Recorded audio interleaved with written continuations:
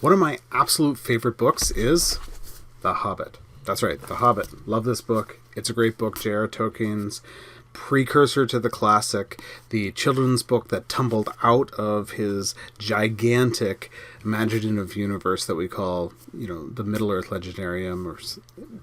I just love reading and rereading this book. Loved reading it to my son, and I love passing it on to students and making them read it. And this year, for the first time, I decided also to read, when I was teaching The Hobbit, Corey Olsen's Exploring J.R.R. Tolkien's The Hobbit. Corey Olsen's known as the Tolkien Prof in the broadcasting world, so on Twitter and in podcasting and some of the other online forums. He is involved as this Tolkien Prof kind of character, where he spends a lot of time going into great detail on various aspects of Tolkien's imaginative universe. Okay, you should doubt everything I'm about to say about this book, simply because, one, he's my boss. He's a president of Signum University, and I teach at Signum University, including teaching The Hobbit, using his material. So that's pretty suspect. Number two, I think I'm friends with Corey. He's been in my house. We've shared meals together. We do digital work together. So you should maybe turn off the video if you have any doubts about what I'm going to say now. If you stick with it, though, you're going to see, I think, a reason why you can use Exploring J.R.R. Tolkien's The Hobbit in order to kind of increase your pleasure about what I think are really one of the most important books of the 20th century, and certainly the new standard for what a child adventure tale could look like in this new world. Okay, this book was published around 2012 during Peter Jackson's epic series of Hobbit films, where he takes a children's book and turns it into a trilogy of epic films. And it was actually on the Tolkien Prof podcast when I first realized what Peter Jackson was doing wrong, which was he had a complete genre confusion. He took fairy tale and made it into epic, and that's why it failed. Now, it's true, C.S. Lewis is right that The Hobbit begins as fairy tale and ends in epic, but the films certainly don't do that. So that even the fairy tale sections, even the very folksy and homey hobbitish stuff, tends to be too bright or too movement-oriented or whatever. I still like the films. I like to watch them, but they certainly aren't, for me, what the Lord of the Rings films were to those books. They aren't companions in the same kind of way, although they're interesting fan fiction in their own right. Corey Olsen's Exploring The Hobbit is a special book, and it does really three things that I think that make it special, that are unique to it. One, anybody who follows his work will know, and then two other things that I think make this book great. So number one, it is an intensely close reading. Now, this is a relatively short book, a little less than 300 pages.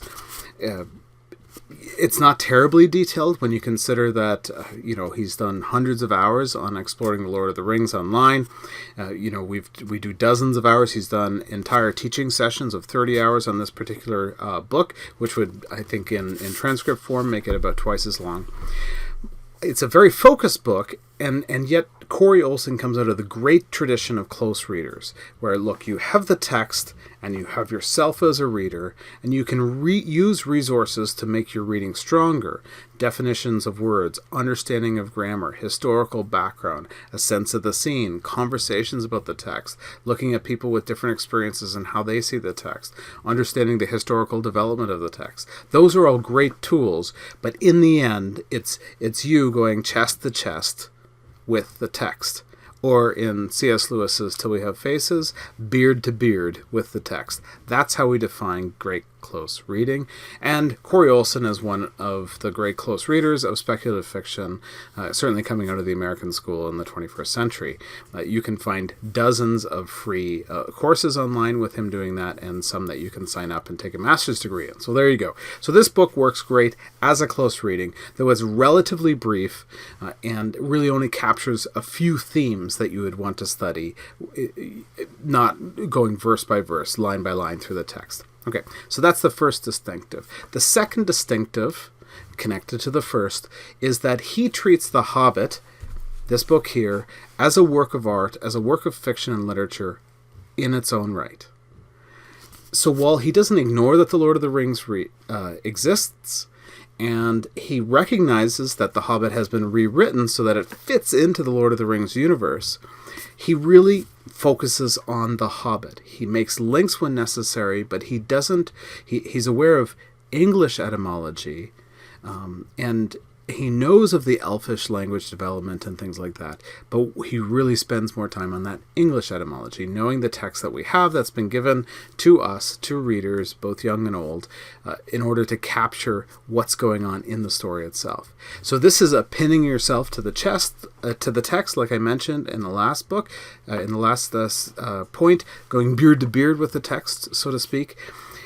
Not ignoring the Lord of the Rings, but not like reading through the Lord of the Rings into the Hobbit, which just so often happens. So this means that at times he has to set aside the second edition of the Hobbit, the later editions of the Hobbit, and look back at the original primary reading of the Hobbit, which is available. You can get this text, but which many of us haven't read. So that means that you're looking at Gollum and the way that Gollum has the ring, and the way that Bilbo finds the ring, and how that whole thing works out. That central chapter in the base of the mountain.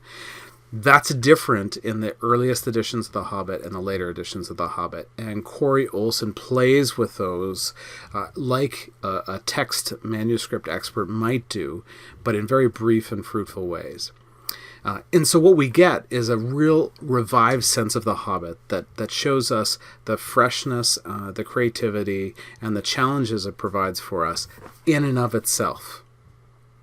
There's so much that's unanswered because it links in, to the rest of the Legendarium, and Corey sometimes gives us a nod towards that, but he leaves it for us to explore on our own. This book is about that book, The Hobbit.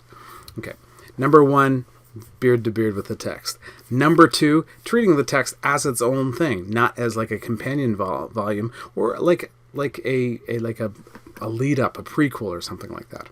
And number 3, the way he does this, now he does this in lots of ways, but distinctive is he goes back to the poetry, the bits that we often leave behind. When we're reading The Hobbit or The Lord of the Rings, often we'll just kind of move past the poetry. It's often folkloric poetry that we have in the text, so sometimes it doesn't have the most contemporary sense of what we would want to see in rhyme and meter, even if we understand archaic verse pretty well. Often the text, the poetic text, is meant to mimic kind of a medieval theme, or sometimes is a translation from one of the elvish tongues. And so there's a bit of the jarring nature that you get when there's a translation. This is particularly true in The Lord of the Rings and other parts of the Legendarium. That's okay. In this case, he looks at the poems in The Hobbit, the songs, the poetry. He looks at the rhythm, the meter, the words, and the way they fit in the context. And he shows that actually the songs, the poetry, are the most important part. They guide us in our reading of the text. And so what you get in exploring The Lord of the Rings is an entirely fresh reading of The Hobbit. This is because of the close reading, going beard to beard with the text. This is because he's treating The Hobbit as its own work of art. But it's also because he's reading the folkloric song and poetry within the text, which so many readers skip over. And really, I think that's what makes this book worth reading. Those 3 things make this book one that you can use as a companion for teaching, or a companion for reading yourself, or something just to encourage you to look at the text in a new way, whether in a small group, by yourself, or in a large digital setting.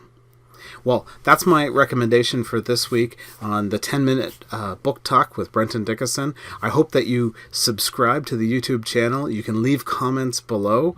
I love that. Like this, share this. Check me out on Twitter at Brenton Dana.